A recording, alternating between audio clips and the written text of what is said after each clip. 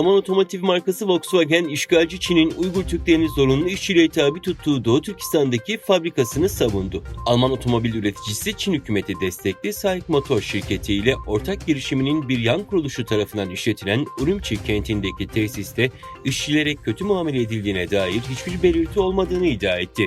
Volkswagen'in geçen yıldan beri Çin şefi olan Ralf Bernstatter, üst düzey bir şirket yöneticisinin bu ay Urumqi'deki tesisi gezdikten sonra gazetecilere verdiği demeçte ortak girişim fabrikası Çin'deki diğer tüm ortak girişim tesislerine benziyor dedi. Ortağımızın olumlu bir atmosfer ve uygun çalışma koşulları sağlamaya büyük ilgisi var ve bu konuda kararlı iddiasında bulundu. Malezya'da temaslarını sürdüren İstanbul merkezli Uluslararası Doğu Türkistan STK'lar Birliği Yönetim Kurulu, Malezya Parlamentosu'nda Uygur Dostluk Grubu'nun kurulması için daha önce yapılan çalışmaları da daha da güçlendirmek amacıyla Malezya Parlamentosu'ndaki çeşitli partilerle bir araya geldi. Öte yandan Dünya Uygur Kurultayı İcra Kurulu Başkanı Ömer Kanat Başkanlığındaki bir heyet de Malezya'da temaslarını sürdürüyor. Hint-Pasifik bölgesinde Çin'in nüfusunu dengeleme arayışını sürdüren Japon hükümeti, ABD'nin yanı sıra Avrupa ve Pasifik ülkeleriyle işbirliğini arttırmayı hedefliyor.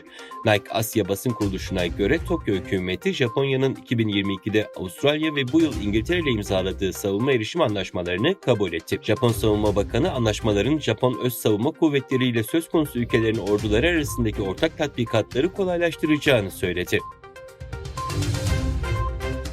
ABD Dışişleri Bakanı Antony Blinken'ın Hindistan'ın başkenti Yeni Delhi'de düzenlenen G20 zirvesi marjında Rus mevkidaşı Lavrov'la görüşmesi Washington'da tartışmaya neden oldu. ABD Dışişleri Bakanlığı Sözcüsü Ned Price, Blinken'ın Yeni Delhi'de Rusya Dışişleri Bakanı Sergey Lavrov'la görüşmesinin sadece kısa bir karşılaşma olduğunu, ancak Rusya'nın bu görüşmeyi büyütmeye çalıştığını ileri sürdü.